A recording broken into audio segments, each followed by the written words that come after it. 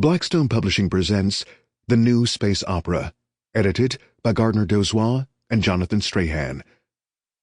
This book is read by Carrington Macduffie, Caroline Shaffer, Richard Powers, Tom Weiner, Kat Gould, Tom Taylorson, Peter Macon, Carlos Lopez, Kevin Kenerly, Pamela Garelick, Erica Sullivan, and Tristan Morris.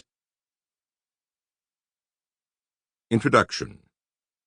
It's hard to imagine just what the world was like when space opera was born. There's a lot of talk in science fiction circles these days about the singularity, the point when technological progress sweeps off the scale and the world essentially turns to magic. It must have seemed like the world was living through a singularity in 1900. Alabama turned on the first electric streetlights in 1882, Marconi filed the patent for radio in 1896, and the Wright brothers flew at Kitty Hawk in 1903.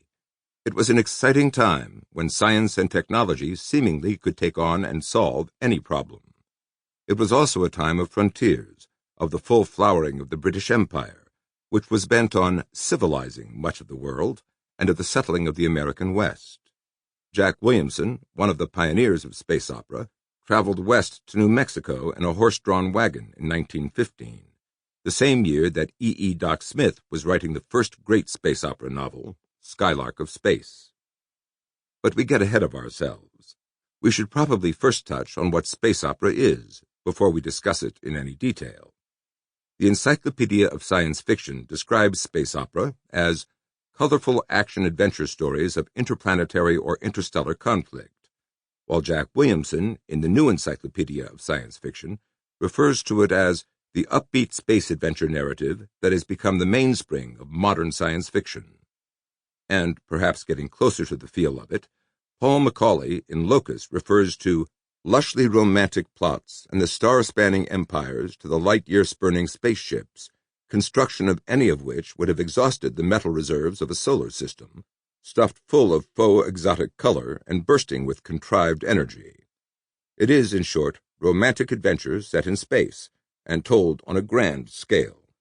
According to Brian Aldiss, writing in 1974, it must feature a starship, the most important of science fiction's icons, which unlocks the great bronze doors of space opera and lets mankind loose among all the other immensities. It is the tale of godlike machines, all-embracing catastrophes, the immensities of the universe, and the endlessness of time. It is also, to go back to Williamson, the expression of the mythic theme of human expansion against an...